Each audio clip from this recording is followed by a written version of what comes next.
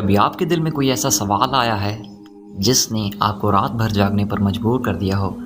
بس وہی ایک سوال جو سادہ ہو لیکن اندر تک اتر جائے۔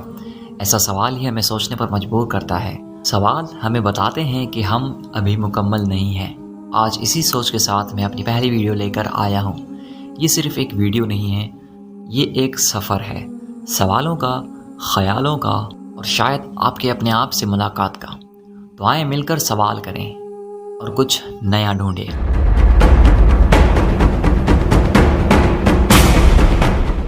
کہا جاتا ہے کہ کائنات خاموش ہے۔ اس کی خاموشی میں ایک صدا ہے جو ہر ذرے، ہر سیارے اور ہر دل سے گزر کر ہم تک آتی ہے۔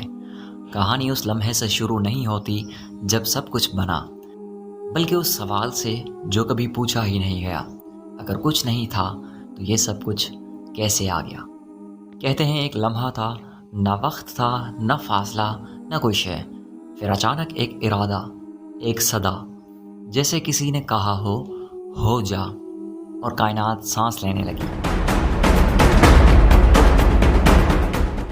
ستارے بنے، روشنی پیدا ہوئی، کہکشائیں رقص کرنے لگی اور وقت کی نبض چلنے لگی۔ مگر کیوں؟ کیا یہ سب ایک اتفاق تھا یا کسی کے خواب کی تعبیر؟ پھر وہ ستارے مرے اور ان کی راکھ سے زمین بنی، پانی بہا، ہوائیں چلی، اور پھر زندگی نے آنکھ کھولی۔ ایک قطرہ، ایک کھلیا، پھر ایک وجود جو بول سکتا تھا، سوچ سکتا تھا اور سب سے بڑھ کر سوال کر سکتا تھا۔ انسان آیا، آسمان دیکھا، سوال کیا، میں کون ہوں؟ زمین کو چھوا، سوچا یہ سب کس نے بنایا؟ کہکشاؤں کو ناپا، ایٹم کو توڑا، ڈی این اے کے کوڈ کو سمجھا، لیکن پھر بھی اس کے اندر ایک اسپیس باقی رہ گیا، ایک خالی پن جو نہ سائنس بھر سکی، نہ فلسفہ، نہ ترقی، نہ مشین۔ شاید وہ اسپیس اسی سوال کا حصہ ہے جس کا جواب ہم سب تلاش کر رہے ہیں۔ کیا واقعی ہم تنہا ہیں یا کوئی ہے جو سن رہا ہے، جو جانتا ہے، جو ہمیں سمجھتا ہے؟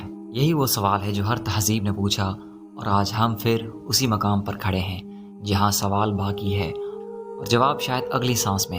اگر یہ سب کچھ ایک لمحے سے شروع ہوا، کیا ایک لمحہ ہی کافی ہے اسے ختم کرنے کے لیے، یا شاید سب کچھ ختم ہونے سے پہلے ہمیں وہ اصل مقصد جان لینا چاہیے جس کے لیے یہ کائنات، یہ زمین، یہ زندگی بنی تھی؟ یہ وہ مقام ہے جہاں عقل خاموش ہو جاتی ہے اور ایمان بولتا ہے۔